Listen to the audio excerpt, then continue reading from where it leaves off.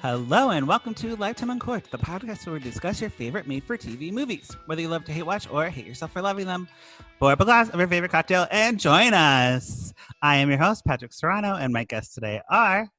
I am Drew Current. And I'm Tessa Davidson. Yeah, you are. Yay! I'm back. I can't believe it. Back again. So exciting. Yeah. Weren't we gonna record like before all this happened? And then you were like, oh, maybe I shouldn't come over. Like, yeah. I think it was like at the beginning, like when everyone thought this was gonna be like, oh, it's gonna be like, 2 weeks and we'll all be right back out. We'll be right back at it. And that didn't happen. It's been like 5 months. Well, here we are. We're recording on our Zoom call, and it's very, very cute. We took our screen grab and everything. So happy to have you back, of course. A fellow podcaster, strong female lead. Check that out. Always. Yes. And you guys are just starting season 2, right? Yes, we're just starting season 2. I think this week we're talking about Britney Runs a Marathon. But yeah, we talk about women in TV Great and film. Movie. It was. I really liked it. Trisha was not as big a fan as me, but I think I convinced her a little bit by the end. Do you take requests? Yes, absolutely. I want you guys to do Warrior Nun. Is that on Netflix? Yeah. Okay, I think I saw the trailer for that. It looks kind of cool. Are you? Is it bad? I mean, it's not terrible. It's like. I don't know, it's like one of those things where you start watching it and you're just kind of like, fuck it, I'm just gonna keep watching. But it's pretty cool. Like there's like, evil and magic and stuff. So yeah, I'm into it. I really like The Witcher. Do you think it's anything like The Witcher? Yeah. I was really surprised by how much I like that show. Not just for Henry, because that's what got me. But then it was very interesting. Yeah, seems like a similar vibe, but with a strong female lead, which is the whole point of the podcast. Yes. Always talking about, like, from the female perspective, does this represent women well? Is this, like, giving this woman an agency in her own story, which is so important, and it's something that Lifetime does sometimes. Not sometimes. Not all the time. But sometimes a great story is just a great story, and I vibe with Lifetime on that level, just like pure entertainment, one start to finish. But this movie today that we're going to talk about is pretty feminist and is pro sex worker, pro like women taking like agency of their own bodies and everything like that. So there's some good things that we will get to. But before we get to that, I'm very excited. Of course. Yes, Drew. Now that you heard oh, okay. So we have business time, of course, so everyone has their business apparel on. We went to... I put on clothes. Drew had clothes. He never wears pants, but he wears pants for business time. And we have a review today. Everyone, write your 5-star reviews, emojis, please, on Apple Podcasts or wherever you get your podcasts. Or, tell a friend about the podcast.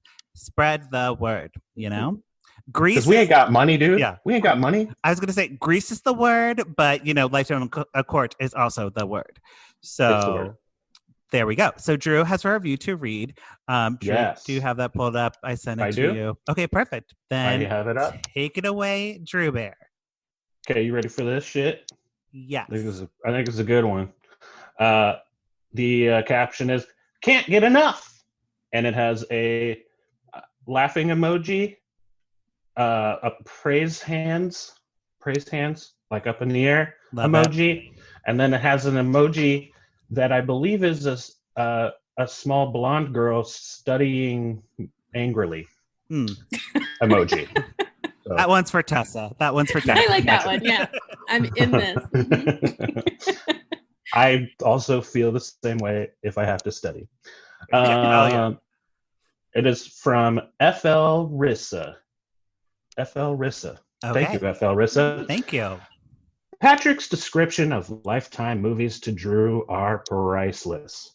The plots sound even more wonderfully ridiculous when told to someone who's not a Lifetime watcher. Laugh cry emoji. The Candace song and segment are my favorite. Wish you did an episode for every single Lifetime movie. TV emoji. Rabbit that's pooping. I don't. That can't be right. That can't be right. I'm not familiar. That makes sense. It makes sure. Total sense. A heart and with the star on it emoji, a high heels emoji, red high heels emoji, and then check this shit out, Patrick. Yeah. 5 star emojis. So what that means is we got 10 fucking stars for this shit. Okay. 10 stars. A 10-star review. 5 stars. 5 emoji stars. So 10 stars. Perfect. 10 stars. You know, we win. We're a 10-star podcast, so just deal with that. Try to find another. You won't be able to find one. You won't. Fucking deal with that, everyone else. All other podcasts. Fuck you guys. Yes, we're a 10-star podcast. Thank you so much, FL Rizza. And they say that they would like us to cover a podcast for every Lifetime movie, and I'm going to say right now that will never happen. There's so many. There's so many. We'd lose our normal jobs. We would lose our normal jobs. I mean, we could do it, but it would take a lot of money. So if someone wants to pay us to do that, happy to do it. Happy to should be the after show to all of them, totally Andy's Clubhouse. But you guys, and then I would watch. Well, no, you would guess because we would have to have a female perspective, and when we need a guest, of course, we can't. Yes. It'd be like that MTV show with that guy, the Rob guy, and Drew would be spinning the playing the clip. With that girl, and there's a girl on the couch, and I'm like, where are you? Mm-hmm. That's basically me, just being there on the couch and being adorable, and then Drew's playing all the clips. And then we have a guest come in. There, we pitched it to Lifetime. Lifetime put us on an after show for your movies. You're welcome. There it is, Lifetime. And it could even be on Zoom. We could do a Zoom thing while we're in quarantine, and then you have new content. Done. Yes. Boom. Done. Easy. Yes. Send me the Zoom invite, and I would show up to that. I would be very excited. There you go. So thank you, Lifetime, for hiring us. We're really glad the pitch went so well, but we're not here to talk. I know, right? We're not here to talk about our pitch for our Lifetime show. That is going to happen. We are here to talk about a very exciting movie. And Tessa, would you like to say the title of the movie? Yes, I've been practicing just in case they have any open positions or anything like that. The title of this film is Mile High Escorts. Mile High. Trying to do a Demi Moore, a sexy deep voice. I don't know. I think I know it. Mile High Escort. I hear it. Ooh, yeah. Okay.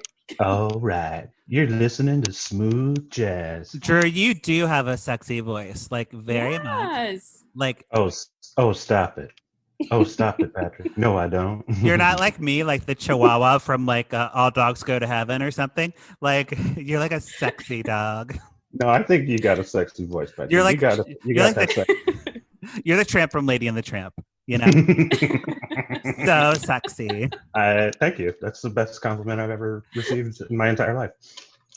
So we are here to talk about Mile High Escorts, a new movie in 2020 from Lifetime. It stars the following people: Christina Moore, Saxon Sharbino, Kara Royster.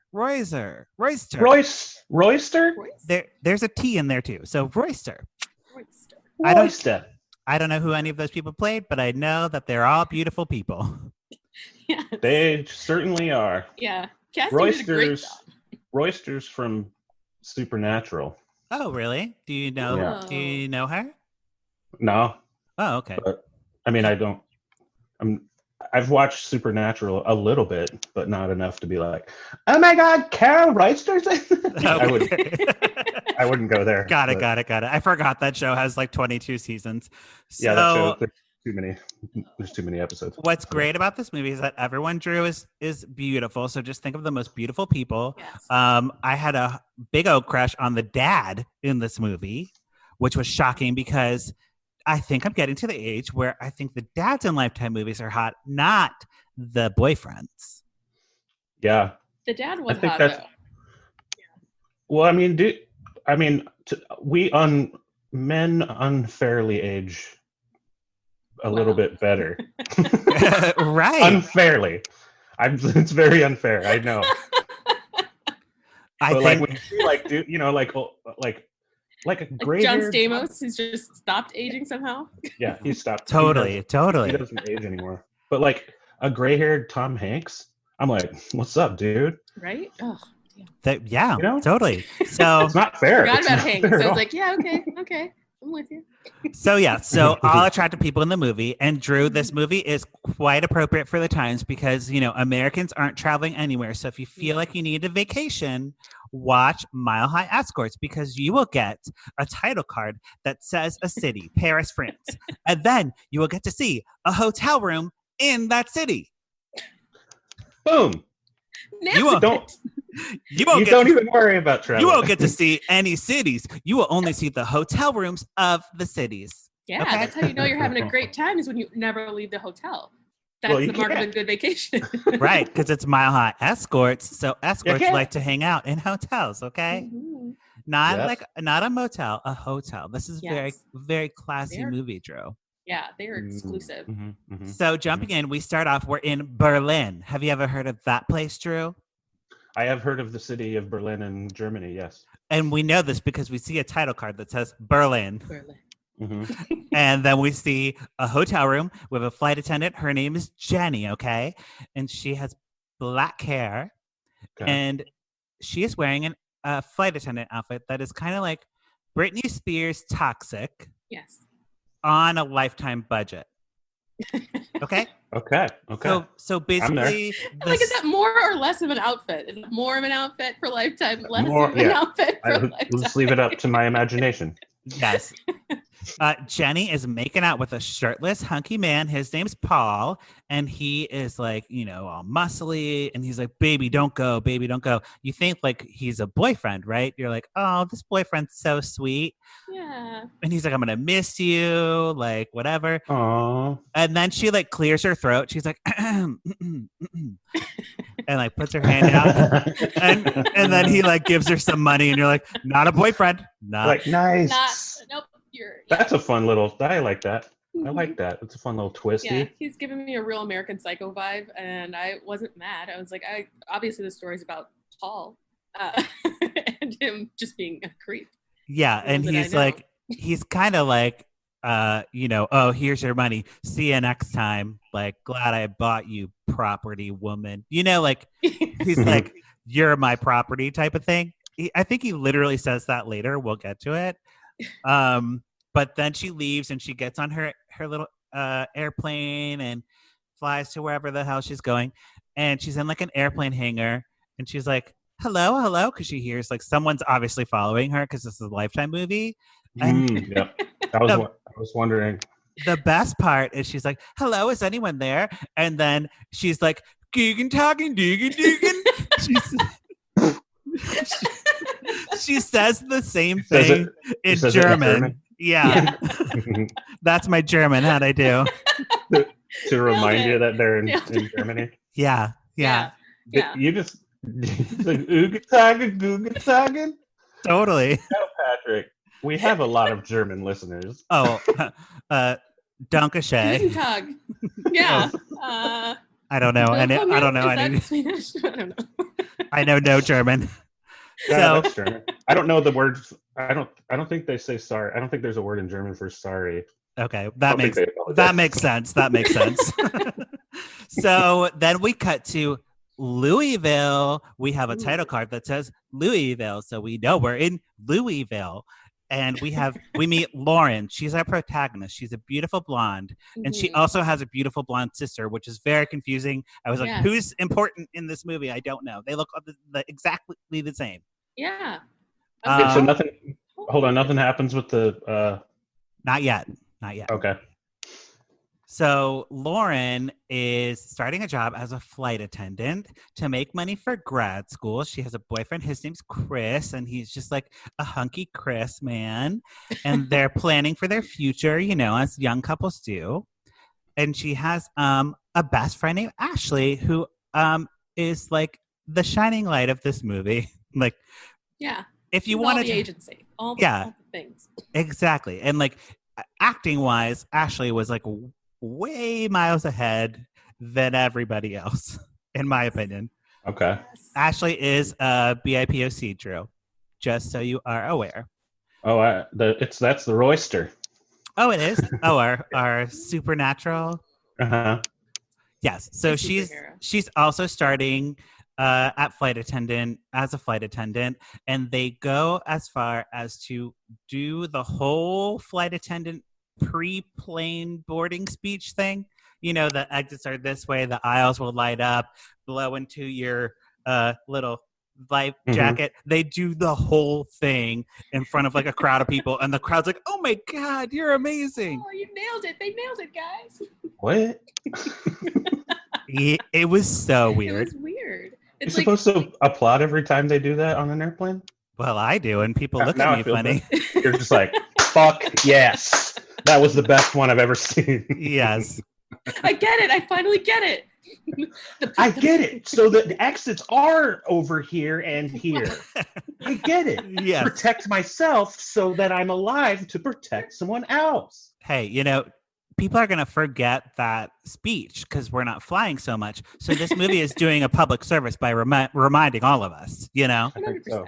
Yeah. I think so. So they go to like their first flight or whatever, and Ashley and Lauren are like, it's going to be so glamorous. And then they get on, they're like, ew, like someone threw up on me. Like I had to give like out pretzels and it was terrible. Like I was pouring like sodas for all these people. They were very rude.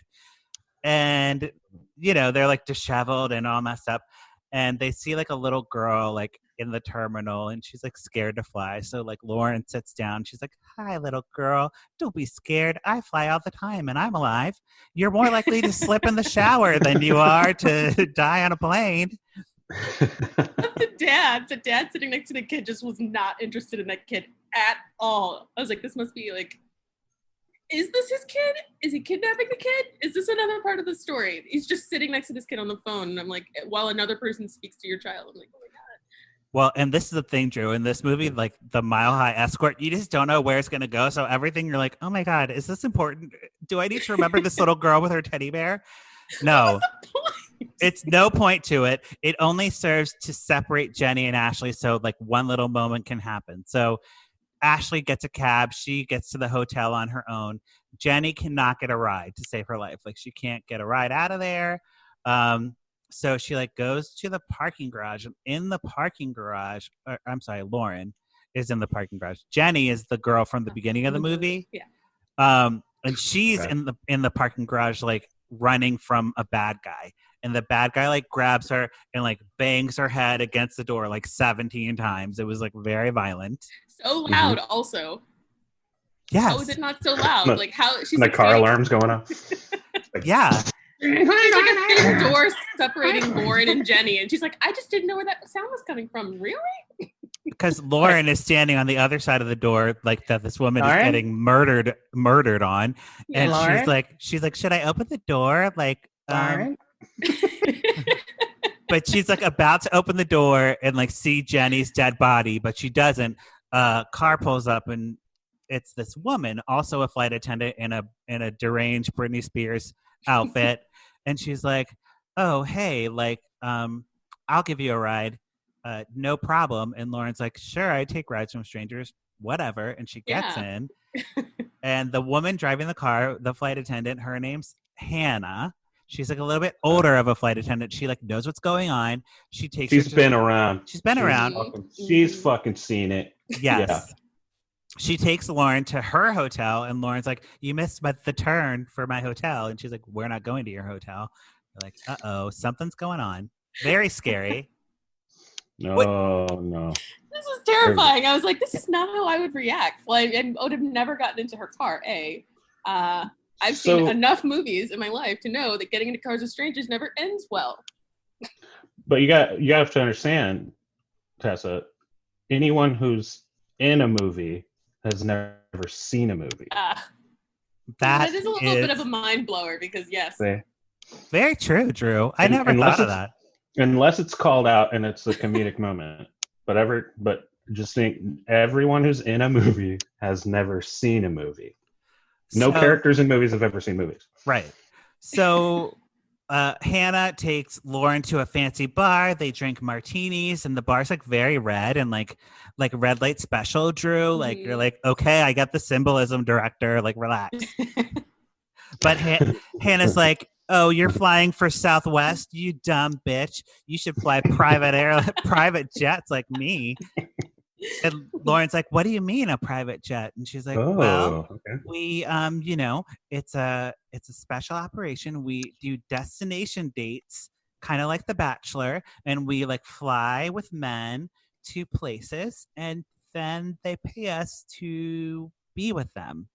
And Lauren's like, I don't think my boyfriend would approve of this, so I'm gonna say no, I mean, you gotta ask him. Not because she doesn't want to, because her boyfriend would disapprove. Yeah. No. Mm-hmm. No, he wouldn't.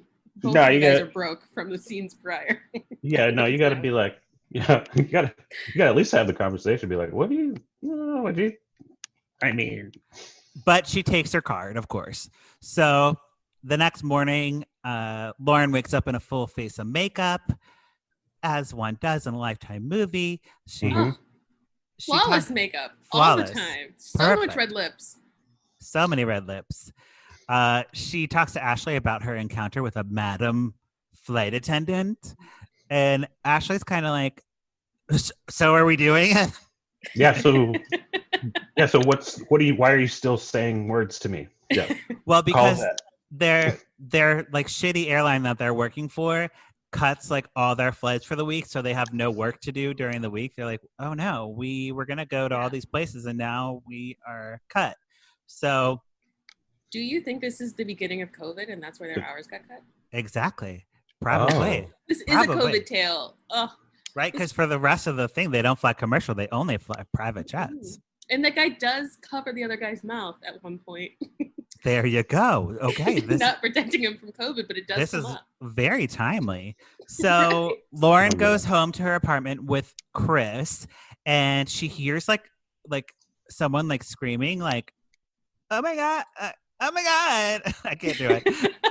And she grabs a knife, and she's like, oh my God, someone's in the house and someone's dying. She kicks open the door, and it's like Chris like having sex with this woman. She's really good at sounds. Like if this was a cognitive test, she might not pass. I'm like very concerned. Like that was obviously. She's never heard screaming or a sexual sound. So I'm like, what? Yes.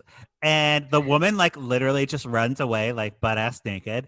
And Chris is also butt ass naked in this scene. Like normally like when they're like having sex in a Lifetime movie, they're wearing underwear and like you clearly see them. But this was like very much like just shot in a way where you like, they're naked. And I'm like, what is this, Showtime? Like this Showtime in the 90s?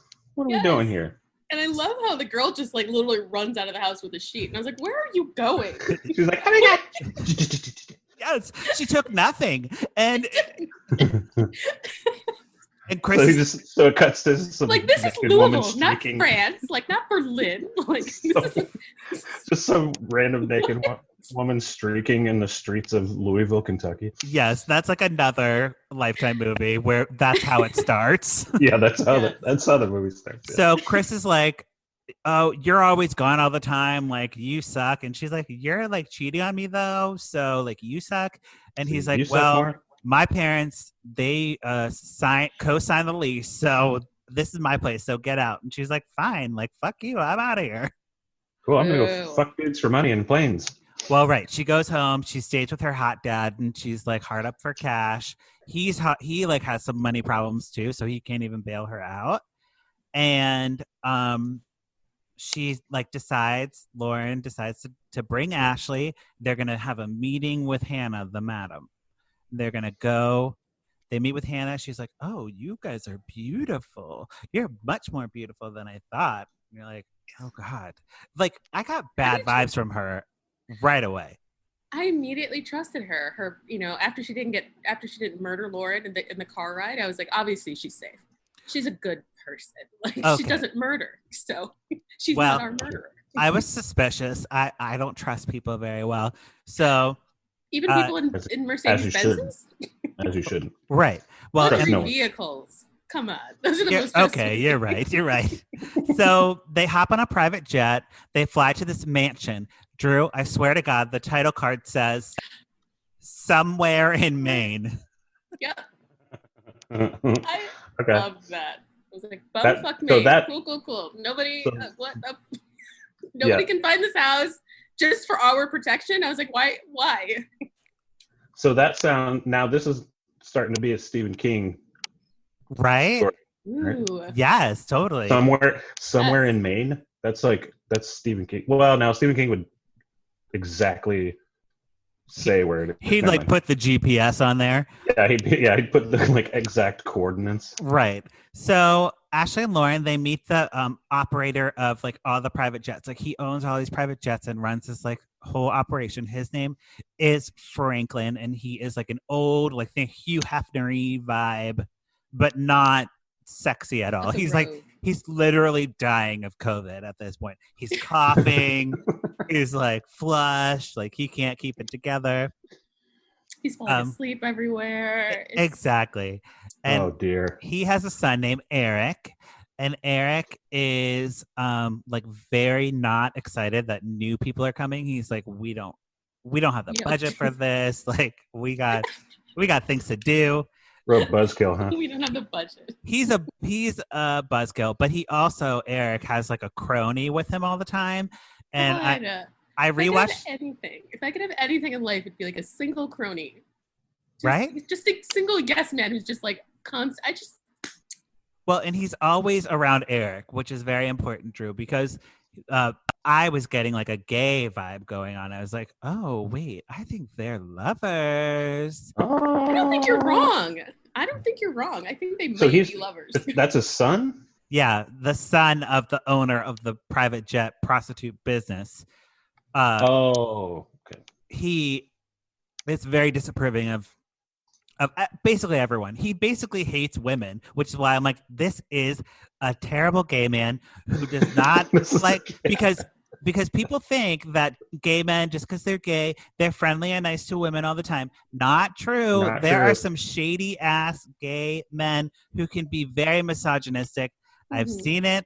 I used to work at a gay bar, and those men are not good men. Yeah. You know? Yeah. So this is another example. Eric is like, pretty rude to women. Mm-hmm. Mm-hmm.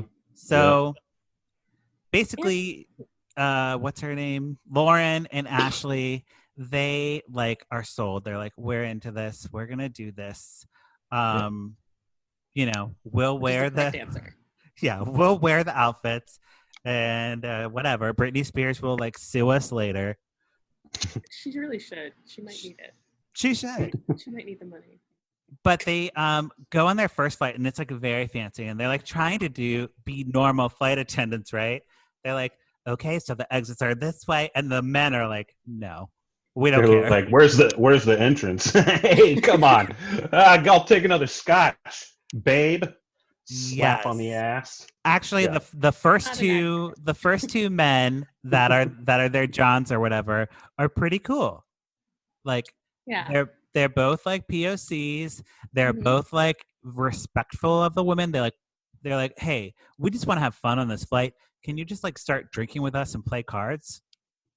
Cool. Yeah, and I'm like, it's like that'd be the only reason you go to a sex worker. It was like, can I just pay you and just hang out and talk for a minute? Right. I just want you to listen. It's not a real job. How do I get that job? Is this that job? I think that's it. Pretty much. Or a therapist. I guess I could just pay a therapist to do that. That's true. So Lauren bonds with this guy. His name is Thomas. And Thomas is like so fine. Therapists are whores. No, I'm just kidding. Okay. No. So Thomas is like very dreamy, like hunky man. I was trying to think of who he reminds me of because he reminds me of someone, but I can't put my finger on it. What's his name in the thing? Thomas. Esteban Benito. Okay. So he makes sense. He has an even hotter real name. Okay, cool. Yeah, his real name. Yeah, he's hot. Very hot. So he is like, talking to Lauren. He takes her to like a fancy restaurant, and they I think he like buys her like a bunch of dresses and stuff for no reason. Yeah, just to flex on her. I was like, I get it. It was very Richard Gere, Pretty Woman. Yeah, I was gonna say. I was like, this is Pretty Woman. So they go to their fancy dinner and they order in French. So we know that they're in France, okay? Mm-hmm. And they just like really bond, and like you'd think it was a real date by how like much they're like really like connecting, you know? It's like very sweet. Well, yeah. Patrick, if they were actually in France, you would know that they'd try to order in French. Yeah. And then the French person would be like, I speak English. Don't. Well, they ordered Dom Perignon and not escargot, foie gras. And I was like, oh, the two most French things. Foie gras and Dom Perignon. There you go. You want a shot of whiskey and a grilled cheese. Like, don't front. I will say, if you're in France, just get pretzels and mustard because it's so delicious, okay? Okay. Ooh. Or they have like Grey Poupon, you know? Whatever. I don't know. Patrick, it's Grey Poupon. Well, I love that stuff. So me too. Please sponsor us, Grey Poupon. So they go for like a nightcap in Thomas's room. And I'm like, here we go. Here's our sexy, sexy time. So we get like some like trap music going on. It was like not your normal Lifetime sexy music. This is the part where I question, what year is it? Yeah. Like, this whole time I was like, this is a COVID tale. And then I was like, wait, but also is it the year 2000? Totally. Is France still in the year 2000 and the rest of us are in 2020? Or is it the vice versa? Like, starts playing like Portishead or something. Exactly. So their hair is so big. I'm like, I just haven't seen curls like that since like 2006. Like, yes. Coming back around, man. It's all a cycle. So you're like, okay, here is our Mile High Escort. Finally, we're getting some sex scenes. But Lauren pumps the brakes and she's like, I'm not comfortable with this. And he actually listens to her. Cool. What? Great. And he's like, I respect your decision and I'm cool with that. Yeah. Here's a whole lot of money. Here's a whole lot of money. That's what I was waiting for. I was hoping for that. It's know? Totally cool. Totally cool. How about if I added $200 to this tab for you? Right? I'm feeling a little more comfortable now. What about $300? Okay, we're getting there. $500. It was good. Pretty crazy. Yeah. I was here for it. Mm-hmm. For sure. I'm jealous. I'm still just jealous here about my own life choices. I'm just really thinking about myself and reflecting in the time of COVID how this could have been me. Hey, it's not too late. It's not too late. No, it's never too late. So Franklin, our owner of the Jets, he's not doing well. He is like coughing and like lying on the couch. And Eric, the gay son, like kneels by his ailing father and he's like, I'm ready to take over the business. I have some plans. Like, you treat these women like they're gold. I want to treat them like they're a commodity, and they're here to make us money. And Franklin, the father's like, this is why I would never give you the business. Ever. And he's like, I'm actually giving it to Hannah, our seasoned flight attendant woman. Mm-hmm. And he, of course, never tell someone that, because Eric gets so pissed that he kills his father, like very terribly. Yeah. Oh. Mm-hmm.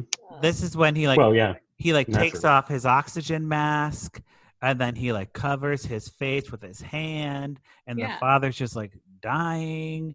Mm-hmm. What the hell? I'm sorry, I'm just thinking of Karen memes. I'm like, oh, how is this not a meme for Karen? Hopefully people make this into a meme of like Karen's worst nightmare is that somebody's literally holding a hand over their face. Yes. So he's dead. That was just a meme aside. But it still doesn't mean that Eric is going to get the business, because Hannah is like bequeathed it in the will. You know what I mean? Like, that was very puzzling to me. And I was like, isn't there paperwork on this? Or did he kill the messenger also? He just did it off screen. Maybe he had his crony do it and we didn't see it. So we get a montage here of Lauren like flying around the world, like living her hoeing life, except she's not hoeing. She's just getting all the designer fashions. And men are just giving her money to not sleep with them. She goes to the dates and she eats the dinner. and has really good conversation, and they give her money. Yeah. She's just dating them. Pretty much a friend with benefit. I guess there's no benefit to being a friend, actually. Yeah, she gets all the benefits, all the money. Wait, are we her crony? Right? I think we might be. So she like is also dating Thomas at the same time. So we see her like at Big Ben, like taking a selfie with like the guard on duty or whatever. Mm-hmm. And like she has a lockbox like full of money, and she can't keep track of all the money. Like there's money everywhere. Oh. Yeah. But the good times stop when she gets paired up with Paul, the guy from the beginning of the movie, the guy who we thought was a boyfriend, who is not a good guy. Okay. No. So he gets on the plane with Lauren. He's like, all right, here's your money. Let me have my way with you. And kind of like gets rough with her. I think he like slaps her across the face. Yeah. Oh no. Yeah. Got real physical. I was like, okay. Where's another knife? Get her a knife. Get that girl a knife. And she's like, no, don't. And this is her boyfriend, like her ex-boyfriend? No. This is Jenny's Jenny from the beginning. Oh. A woman who was murdered at the beginning. Gotcha. This is one of her clients. So he takes her like to the red light district. And they're like walking around Amsterdam, and we see it's the red light district because there's like a woman in a window. Yeah. And then there's like a man in a window. Mm-hmm. So that's how we know. There were no pimps on the outside, so I didn't believe it was authentic, at least to my experience. There was like so many pimps everywhere, and I was like, I don't. Yeah. I don't know what's happening. So Paul at the end of the night is like, okay, like, kiss me now. And she's like, no, thank you. And he like forces her to kiss her. He drags her to his apartment. She like knees him in the balls, and he like slaps her, calls her a bitch. Like, you know, like terrible things that we've been waiting this whole movie to happen. Yeah. Very Ike Turner. And they do happen, you know? So she leaves the apartment. She calls Hannah, and Hannah comes running over. She's like, oh my God, this is he's off the client list. Canceled. Yeah. Canceled. She gives her like a little pocket knife. She's like, this is to protect you in case this ever happens again. You got to look out for yourself. Yeah, you just stab him in the neck as many times as you can. It was like literally a Swiss Army knife. I was like, that'll do it, man. Okay. Yeah. Use the corkscrew. Yeah. I love how she got on a flight from somewhere in Maine and flew to Amsterdam within minutes. I was like, how is this the same night or day? How? That's not how time works. I know about time. Right. I mean, yeah. The technology these days, you know? I guess so. So Thomas is very protective of Lauren after he hears what happens, and he's like, I'm going to go kick his ass. And then he's like, actually, like, I really like you, and like, you're beautiful and you're great. And they kiss, and then they have their Rio sex scene. And can we talk about the sex scene for one moment? Because it was a very shocking trope. Usually we just have strong male backs thrusting. Yeah. Sometimes we have a shower scene where there's like back grabbing. This was a full on booty grab. Like my microphone is a booty, Drew. And, and then they just grab the booty. And it was a lot of female booty up in here. I was like, what is going on? Wow. That sounds fun. Yeah, it was very HBO. I was like, what is this? Cool. Did this Lifetime movie just take a turn? Right. Well, I'm still into it. But... And here's the thing. They're making these movies for women and gay men, mostly. So it kind of threw me a little bit to be like, I know this woman is beautiful and has a great body and da-da-da. But like, why did we like do that? It was why did we just see so much of her? It was very weird. Yeah, I mean, you know, welcome to when I was like fucking 13 and with some shitty cable coming through on the old Cinemax. Well, right. This is perfect for a 13-year-old boy going through like their feelings, or girl going through their feelings and being like, oh, I feel tingly. I feel tingly. I'm a tingly person. This must be correct. Right. I'm feeling something I've never felt before. So good. Maybe this is for all the 13-year-olds. You're right, Drew. I didn't think of that angle. Yeah, I gotta think of that one. Where they have like some shady, like it's still coming in, but it's like it's kind of fuzzy, but it's still coming in somehow. I think they did that on purpose. That's a little conspiracy theory I have, but yeah. But after they have sex, they say that they love each other or they're falling for each other. So sweet. Great. So romantic. So romantic. Sure.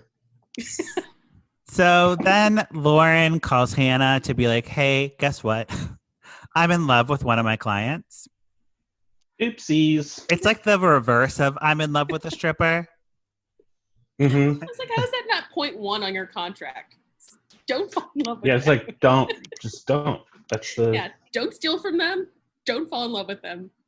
Simple. Hopefully, yeah. Yeah, that's it. 2 rules. That's it. That's all you got to do. And don't talk about it. Right. Yeah. Like Fight Club rules and then... Yes. And normal, like, rules for business. So Hannah, she is like, okay, well, I respect you and your decision because I am a good boss and I should be running this business and I am running this business. But let me run it by Eric because I'm a nice person and I'm going to just make sure he is okay with this. So Hannah goes to talk to Eric and Eric is like verbally abusive. He calls her like he degrades her age, like age shames her, which is gross and rude. I hated that. Yeah. I was like, she's not like an elder woman. She's like probably in her 40s. What's her name again in the movie? Hannah. Yeah, click on her. Okay. She's gorgeous. I mean, like she really is. Yeah. You would think the way he was Yeah. Go ahead. Sorry. I was gonna say you'd think the way he's talking about her, she's like an old granny, but she's like 40 tops. What? An old what? Right? Like, come on. But she's not taking it either because, you know, she's a strong, independent woman. And she's like, actually, you're like nepotism, like defined. And you could never run this business because people would not want to work for you. And she like lays into him, which is like a big mistake on her part because we already know he killed somebody. Yeah. So... Yeah. Of course, he kills her. He grabs like a trophy and like bangs her like head in. Yeah, it was gross. That was sad. I really thought she was going to make it through the movie. Me too. Yeah, I thought she was going to take it over, and the girls are going to have like a slow mo walk down the tarmac and just be like, "Yeah, we're ladies doing it," and then that didn't happen. I like some fucking music players. It's like, yeah, like that'd be awesome. Exactly. I didn't expect great. That. A little more conversation. All right. So he calls Lauren. He's like, you're not getting out of the business. I need you to do these things for me. You know. Mm-hmm. And he sends her to Paris and Ashley. So they go to Paris. We got a title card that says Paris. Oh, I think we might see the Eiffel Tower here too. Oh, okay. Yeah. They're really up in the budget there. Drone shots of the Eiffel Tower. Mm-hmm. Yeah. And Lauren gets a flash drive delivered to her room. She puts the flash drive in her computer. It is Hannah who has pre-recorded a video to warn her that Eric is dangerous. And if she's watching the video, she is dead and he killed her and she needs to look out for herself. And then Lauren knows, you know? That was smart. Insane to me. How did she record the video in the same outfit she was wearing when she got murdered? How? And she's like, I'm about to go into this. I'm about to get, she's like, she's going in. I'm about to get into this. But he kills me. It's brilliant because then Lauren is like telling Ashley, she's like, we have to be very careful. And Ashley's just like, whatever. I am living my best life here. I'm having a great time. Because that's a you problem. Totally. And I love Ashley because she's like, oh, Lauren, you're so funny for not sleeping with all these amazing men around the world. I'm having a great time. Okay. I was like, if you're going to sign up, I mean, you signed up for the job. You may as well get the perks. Like, exactly. Yeah, you gotta sign it up. So, like, fucking a bunch of rich dudes on planes? Sure. Actually, hold on. Yeah. Has there been any fucking on a plane yet? No. I don't think there's any Mile High Club escort that happens. No. So get that out of your mind. Yeah. We'll talk about it. We'll talk about it in the roundup, Drew, because I have thoughts about that. But no, don't be waiting for it to happen. Mile High Escort doesn't happen. Okay. That's a. Uh-oh. The term that's a point. That's a point against it. That's a point against this movie. They're escorts in a plane. That's what I would have called this. Like snakes on a plane. Snakes on a plane. Escorts on a plane. You know. Okay. What is Sam Jackson's line? It's too many fucking escorts on this motherfucking plane. That's too many motherfucking escorts on this motherfucking plane. I would have died. I would have died. It would have been amazing. I'm so into that idea. All right, we're gonna make that happen. This. Yes, can this be part of your lifetime contract? Is that you also get to pitch movies constantly? Right, and we'll do like dramatic reenactments of what we want to have happen. Yeah. So Ashley stays home. She's gonna research on Eric and like get to the bottom of this. And Lauren goes out on a date with Paul. Or no, I'm sorry, not with Paul, with Thomas. So Paul comes over to Ashley's room. He's the bad guy, Drew, who was like throwing around. I guess Eric sent him there, like, oh, this is the room where you need to go. So he starts like getting like abusive with Ashley, and it's just like not a good situation. You know what I mean? He went from zero to murder real fast. Like there was like she barely said hello, and he's just hands around throat. It was crazy.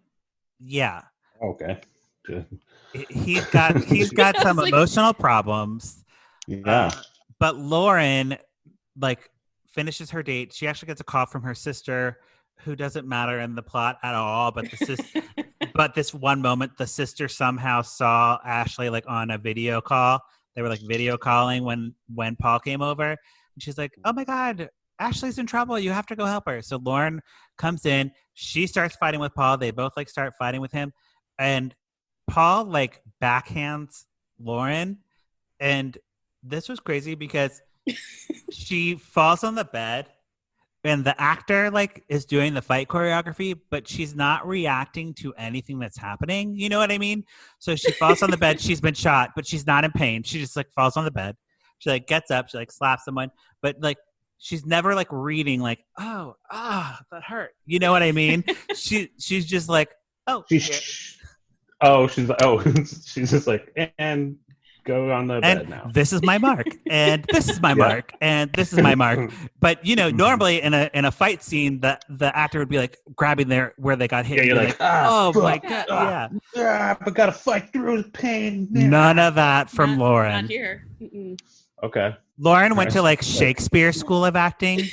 You know, she doesn't really do the fight scene. She like is used to playing like Juliet and like Shakespeare. So she's like on the balcony, like saying Romeo, Romeo. So it's like she more like fainted than like got slapped in the face. Okay. Yep, totally. Yeah. Like, but they end up killing him. Tessa, do you remember like what exactly happens? Because I didn't write down how he died. So I want to say that Lauren, after she fainted on the bed, he's trying to choke her, and then Ashley gets up and hits him with a vase, and then he falls to the floor, and then he somehow gets a third wind and is back trying to attack both of them. By that time, Lauren has the gun, and she shoots him. Which I was like, whoa, now she's a murderer? I didn't expect for her to be the murderer either. I was really thrown by this movie. Right. Well, and this fight scene, Drew, lasted forever. I love fight scenes that last way too long. Because they don't not in real life, but it's like when it's just like slugging it out for way too long to the point where it's like everyone's tired. Totally. And this is like now like reluctantly still fighting. Yeah. Like, So Lauren, she calls Thomas because he's the only person she knows in town. She's like, I killed somebody. Come over here right now. He comes over. He sees Ashley like passed out on the bed. And he's like, we got to get her to a hospital. I know a guy who can dispose of that body. Let's go. Exactly, Drew. You're like, She did not react to that statement at all. I was like, what? You know people who can hide bodies? Right. Oh, that's fine. Okay, we'll take Ashley to the hospital now. Drew, like your reaction right there was way more than this Lauren girl did. I'm telling you, you guys. She's... To make it clear, I just shook my head, and since this is a audio only, yeah, I was like, there's a lot of questions in all of that. Your eyes went wide. You were very scared, and you were like, "What?" Lauren was just like, "All right, moving on." Cool. Okay. Fair enough. You're, a billionaire probably, so. So that's great. So they drop Ashley off at the hospital, which is literally the hotel lobby with crosses on the sliding glass doors. Whoever was in the art department, I was like, that's hilarious. They printed off like a British cross or whatever the fuck country they're in. And then they just taped it to the sliding glass door. And that's the hospital. Yep. Clearly a hotel, like, drop off. So clearly a hotel. So, let's see. So, a couple of questions. Yes. On this. And maybe you don't have answers. That's okay. That's right. So, with the, like, first of all, why would they not call the cops? I mean, he clearly, like attacking her. Thomas says, do not call the cops. Mm-hmm. Okay. Yeah. So it's like, so he's a bajillionaire, whatever heir, right? Because he has his own plane. I mean, he pays her not to have sex with him, so he's got some money. Okay. so he's versed. He's pretty well versed in getting rid of bodies. Getting rid of problems. Yes. Quote unquote. Okay, she shoots. Where did she get the gun? Where was the gun? I think Paul had the gun. Paul had it, yeah. But I don't think he had it. I don't think he had it out yet. I think it was like in his pants or something. Yeah. Ugh. It was in his pants. It's like, is that a gun? Or are you so happy to see me? Yeah. Yep. Why don't you come up and see me sometime, Paul? So she like notices the gun in his pants, and then just like grabs the gun and is like, "Paka." Yeah. Okay. Yeah. That's a gun sound. He had the biggest silencer I've ever seen on a like what looked like a Glock. He had a silencer on? Yeah, it was huge. Oh, so large. I did the wrong sound. It's pew. Totally. So after they drop Ashley off, Thomas takes her, Lauren, to a private jet, and guess who's on the private jet? Eric, the gay guy, the fucking gay guy. That fucking gay guy. He pulls out a gun, and he's like, all right, you guys are going down, and you're like, oh no, he's gonna get Thomas. The crazy guy can't win. Coming to find out, Thomas and Eric went to boarding school together when they were kids, and they know each other, and they've been working together the whole time. This entire time. What clues did we have for that? This was out of nowhere. What a twist. Out of nowhere, and I've been live tweeting these movies. They're both rich. On Twitter, it was like me. It's me and like 50-year-old black women. Yes, I'm here for it. I love it. And they're like, please let Thomas be a good man. And I was like, what do you mean he's not a good man? And then they were right. Yes. They were right. Black Twitter always gets it right with these Lifetime movies. And I just thought it was I thought it was so funny because awesome. It would have never gets everything right in general. It would have never crossed my mind. Yeah, I would agree with that one. Yes. So I was shocked that Thomas wasn't a good person. Me too. Oh absolutely shocked.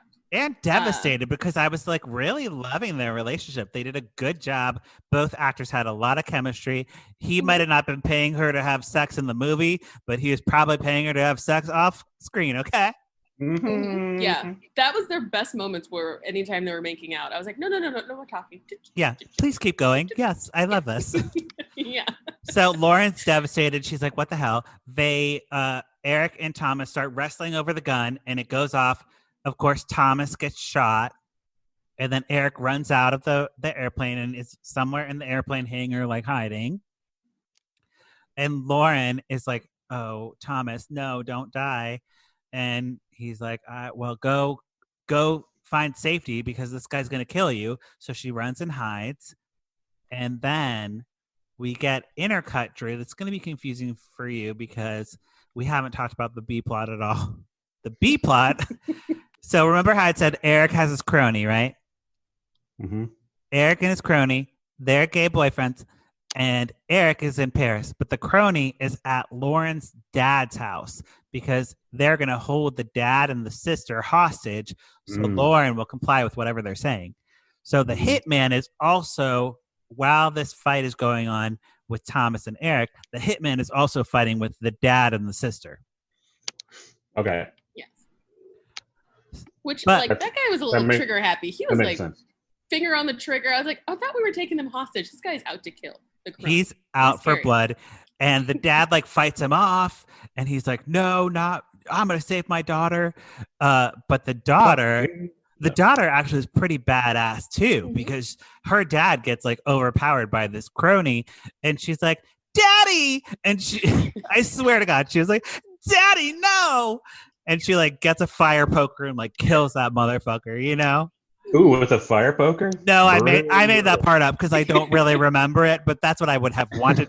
I would want her to say, "Daddy, no!" and kill him with a fire poker. But she probably just like grabbed a gun and was like, "No, thank you." You know? No, she hit him with a vase. It was so anticlimactic. I was like, he's not even out. That other guy, Paul, took at least 3 headshots and a gun to stop him, and this guy's out with just a vase to the head by a teenage girl? Like, impossible.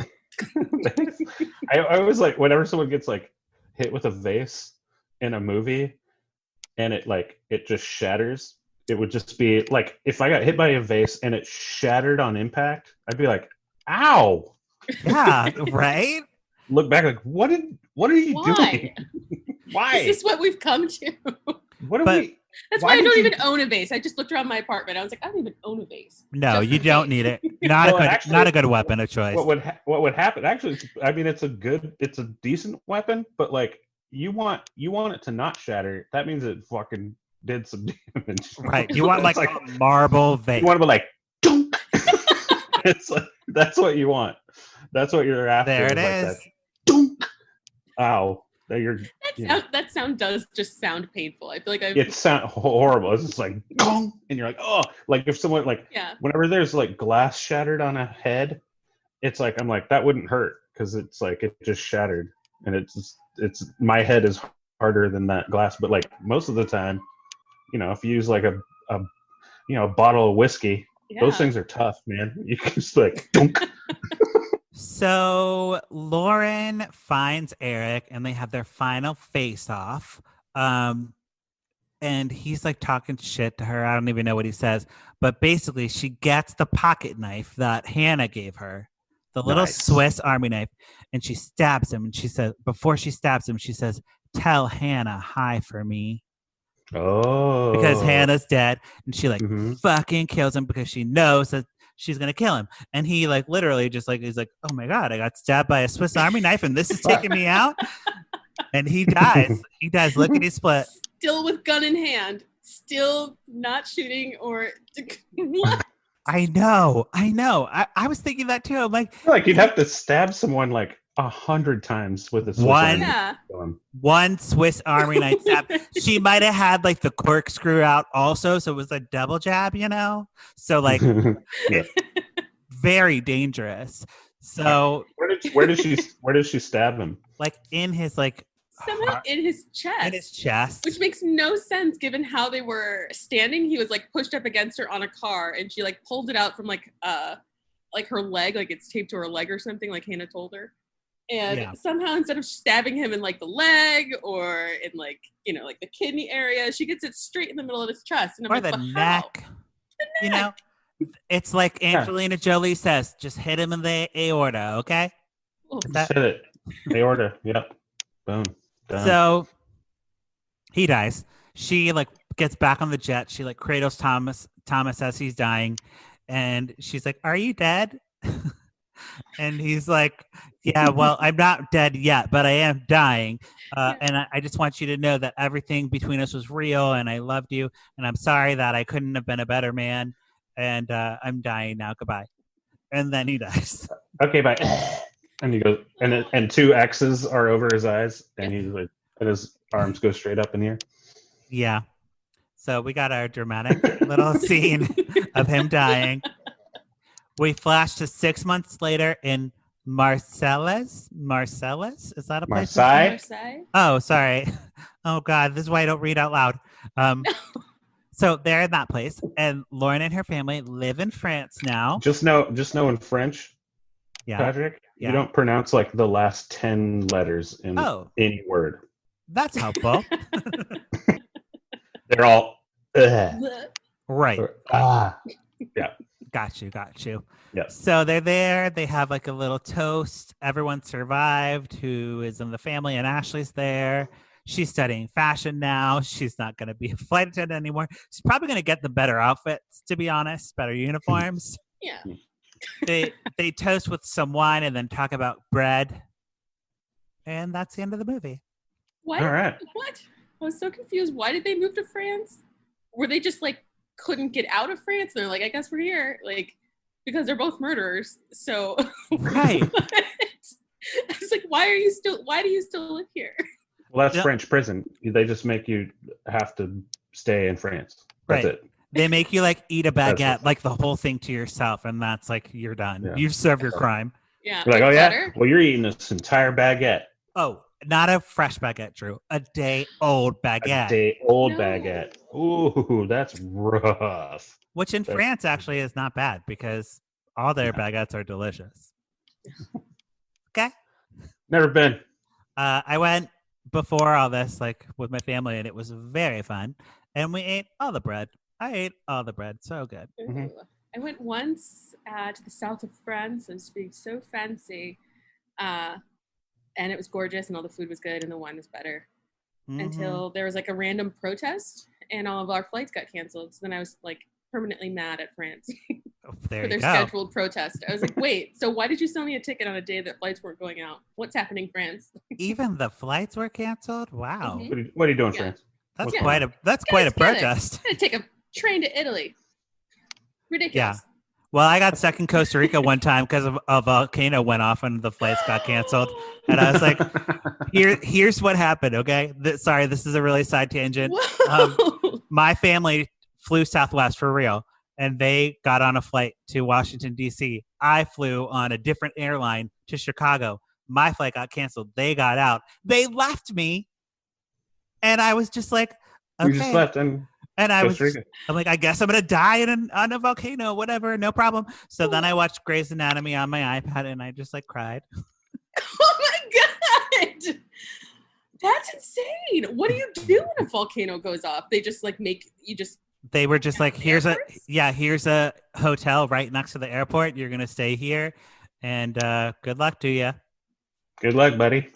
We'll get you on the flight out tomorrow, but we're not flying out today. So I literally stayed at a hotel. I think I went to like a Popeyes in Costa Rica, and like because I could only walk to where I was around, so I got like a biscuit and some chicken tenders, and just watched Grey's Anatomy by myself in my room. That sounds great. That sounds like a great time. It would have been chill, but I was just like, I don't deal well with like sudden change. So I was like very scared and like, I don't want to do anything wrong when I like leave this country. I don't know what I'm doing. But Costa Rica actually is the easiest place to leave because you could just like swipe your passport right there and then you're back at the country. Yeah, you're good. Oh. So that is like one of my worst fears. Like nature is the most terrifying thing to me. I lived in Seattle for a while, and I was just terrified that there'd be like an earthquake or any sort of tremor because like nothing in the Midwest prepares you for the earth to move. Yeah. And so I was like, no, I'm not going to handle it well. I can only just hope that I'm like at my house. It's the middle of the night, and it's just like my bed moving, and because I just can't. Like I feel like I can prepare for wind to some extent. Like, is there an early warning for earthquakes? No, it just starts shaking, and you go outside. That's what you do. You just go, you go outside. Literally just go outside. Oh, what is the thing about elevators then? Like the elevator door? There's nothing you can do about it. Yeah, if you're in an elevator during an earthquake, goodbye. You're just like, you're in an elevator. Yeah, it's nice knowing you. Yeah. Okay, but we're not here to talk about elevators or travel. But I just, that is so funny. So on the podcast, we either pour it up or put a cork in it. We'll start with Tessa. What are you going to do to this movie? I'm going to say pour it up, but pour a big glass. Pour it to the rim. This is a very easy movie to get into. It's a very easy buy-in because you want them to succeed. You want to see some people get into the Mile High Club. But then there's a twist of murder and a class war and, the war of the sexes. And it's good. It's a good time. Mm-hmm. Okay. Cool. Yeah. Drew, how about you? Yeah, I'm pouring it up, man. That was fun. That's a fun little romp. I take some points away that there wasn't actual fucking going on the planes, because that would be fun. But the rest of it overshadows that, so I'll pour it up still. I'm still pouring it up. Well, and that's my thing with this movie, right? We had earlier this year, we had Deadly Mile High Club, and you're like, okay, Deadly Mile High Club. This is gonna be people fucking in airplanes. Fucking on an airplane. Club. It's like the Pregnancy Pact, but with airplanes, getting it on in bathrooms, putting a little blanket over yourself in the back of the airplane, whatever it is. Mm-hmm. I've never done it, and I never will. Me neither. No. Because that's inappropriate. I'd be too scared. My nervousness would get in the way of the old Bone Town, if you know what I mean. Right. I mean, I'm just gonna say it's like not very sexy to like have sex in front of people, in front of unwilling people. That's like really strange. So, right. But no shame to you if you like to do that. But I think if that's your thing, do that thing. You're already close enough to people on a plane. I already feel weird eating next to a person. I wouldn't want to like have sex next to a person. Yeah. You know what I mean? So anyways, but there was no sex in the Mile High Club. There's no sex in the Mile High Escorts. I think Lifetime has a branding problem here. They want to do the Mile High thing, which is tawdry, which is exciting and sexy, and then we don't deliver. So if we're gonna do it Lifetime, maybe next time we'll have Mile High Pilot, and we'll have a sex scene in the cockpit. Okay? Mile High Pilot. Yes. And, I'm not getting paid for these ideas. Of the plane, and he has to choose between the love of his life and saving. Perfect. Yes. Pilot. I would be into it. But I'm going to also pour it up because this was like such a nice little travel for me in a not traveling time. I got to go all around the world with my favorite flight attendants, and it was so fun. I mean, except for all the murder and the women, like abuse of the women. But like, I like that the sex work was positively depicted, and they are not getting slut shamed for making a living. And they chose to do this profession. They weren't pimped into this. There was no pimp aspect. I loved that. And I liked that the women could say no to the men, and the men would say, I will pay you for saying no to me. That is something that needs to be depicted in movies, because when you think about a prostitute in a movie, it never has a good ending, except for Julia Roberts. Yeah. Yeah. Yeah. Oh, no. Right? Just going through the movies in my head, I was like, oh, I guess that's true. It's always a bad time. Yeah. So that wraps up our conversation about what is this movie called? I forgot. Mile High Escorts. I wanted to throw in a Deadly there that didn't belong. Right. I mean, it should be called Dead. No, you said it before. It's Escort Me to Death. Oh, that's good. It sounds more Agatha Christie then. Right. Maybe a little too highbrow for Lifetime. Yeah. All right. Let's do a Candace. What you say, Candace Cameron Bure. On my wedding day, catch the bouquet. Candace hates the gays. Candace Cameron Bure. Drinking rosé, eating creme brulee. Can't share with me. Candace Cameron Bure. Yeah. What you say? Candace Cameron Bure. Okay, it is now time for What You Say, Candace Cameron Bure. This from a segment where we watch Candace's Instagram and we talk about it. What'd you say, girl? So Candace is up to a lot. I'm going to play you the audio from her Instagram because I can't screen grab it. I dropped it. But this is what she looks like. This is how she's doing. Okay, she's doing good. She's on set. She's on set doing her makeup. I got all her set makeup. She does her own makeup? No. I meant she was wearing makeup. Oh, I was like, wow, Candace. No, I don't even think she does her own makeup in her home. She makes her kids put on her makeup for her, as all mothers should do. Yes, you got to teach them young. If you're a mother, teach your child how to do your makeup. Right. It's like the most obvious thing. Like, I don't know why my mom didn't do that with me because I feel like I would have been really good at that. But because I do costume makeup. So, why not? I would never My do mom knows that I'm useless.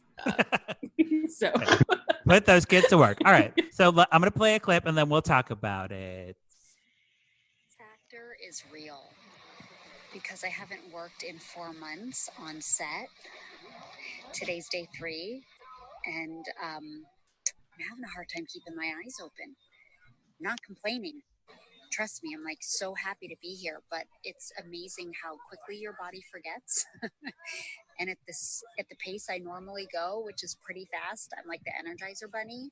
Woo, I feel like a couple batteries were lost.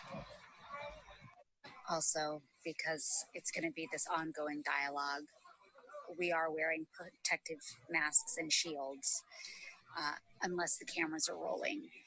But if we're away, which I am right now, and off to the side, then we can take our masks and shields off. But I've got mine ready to go as soon as they call me back. Okay.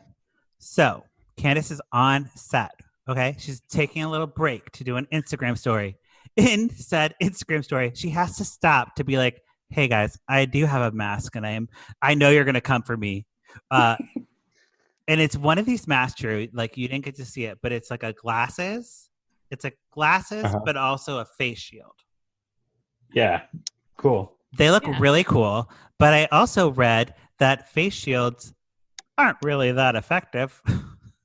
I mean, they're not. Well, I mean, they are in tandem with a mask, with an actual mask. Right. Like that's like the most effective way, like a mask, then a shield. Yes. Yeah, I've seen servers doing that in Chicago. So, I mean, I haven't been eating at the restaurants, but I walked by and seen them serving other people. Yeah. Oh. I think it's, it's just, poor girl, she just like preemptively has to just be like, hey, everyone, shut the fuck up. It must be such a hard life. I know we have a whole segment about her and we're part of the problem, but like I feel bad for her that she always has to she's updating you on what's going on, but then also there's a level of like managing the haters. Yeah, because I mean, she has millions of followers, right? So it's like so do we. You're gonna have right. Yeah, so do we. We have millions. She has to like talk to the garbage of the millions because there's like a percentage of people that are just fucking terrible garbage people that are trolls and like shitty ass people. So it's funny that like I do want to like say things against her, but it's getting harder and harder, Patrick. You guys are becoming true fans, and I know it's like it's getting harder and harder. Exactly, it's getting harder and harder for me to like be like, shut up, Candace, shut the fuck up. It's getting harder and harder because I'm like, I mean, she's not wrong. I don't know, like, and she's doing all of this for us for Lifetime. So at the end of the day, thank you, Candace. Well, for Hallmark. For Hallmark. Oh, here's an interesting thing. So I've been, speaking of doing like a podcast of all the Lifetime movies, I've been going back and writing reviews for old Lifetime movies on Lifetime Movie Club. And they have an old Candace movie that I really want to cover. It's called Freshman Fail, where she gets like raped by Mark Paul Gosselaar. at a college party. But on the cover of the Lifetime Movie Club, they do not include a picture of Candace. It is a random girl because I think the branding of Candace Cameron Bure does not want to be associated with that movie. Oh, yeah, sure. Ooh. No, I could see that. I didn't know Candace had that kind of like cachet in Hollywood. She's got it, man. She's in that tier. world.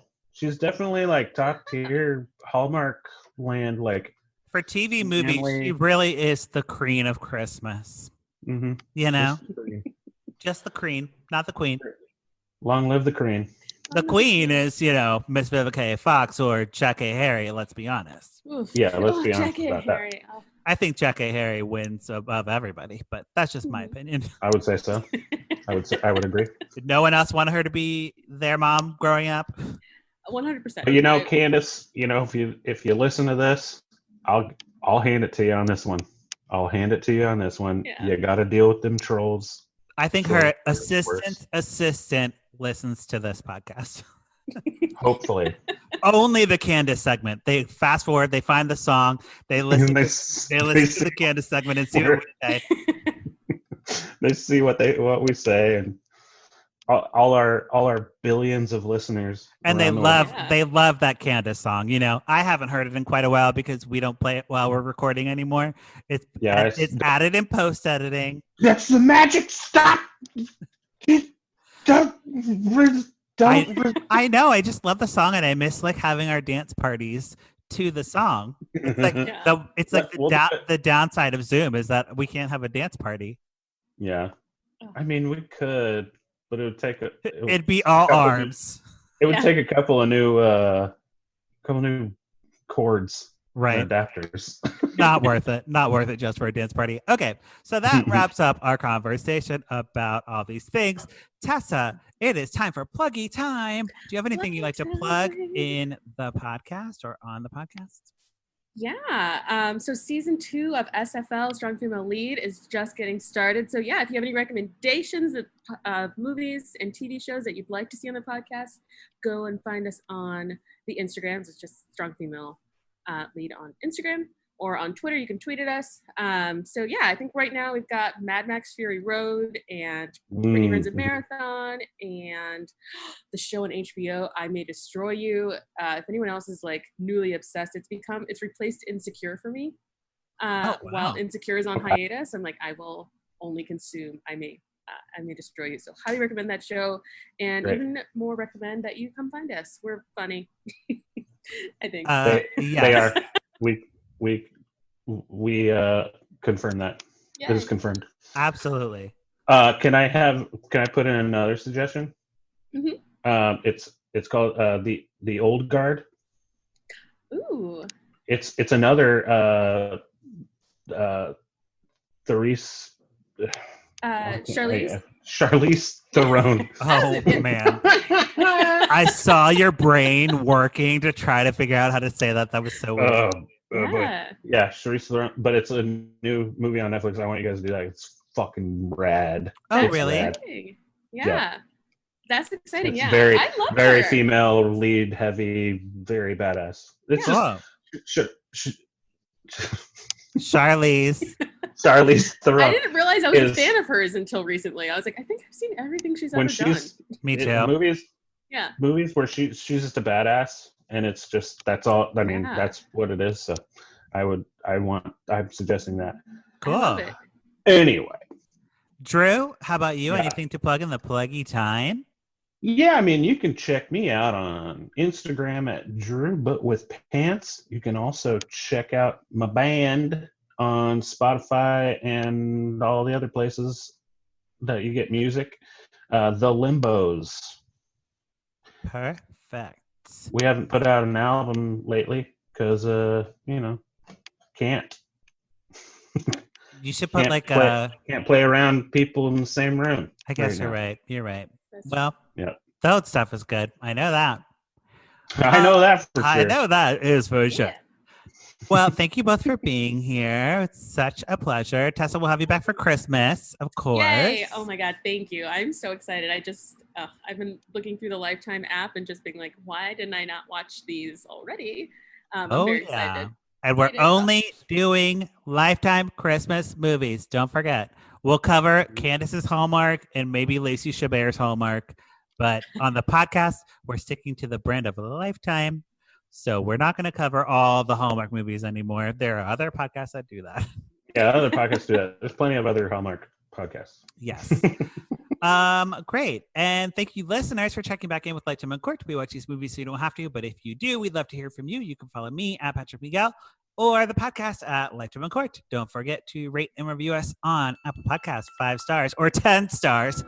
Because we're a 10-star podcast. 10 stars, motherfuckers. We got it. We're worth it. We're worth it. We've arrived. We're here. Okay. Thanks so much. Okay, bye. Bye.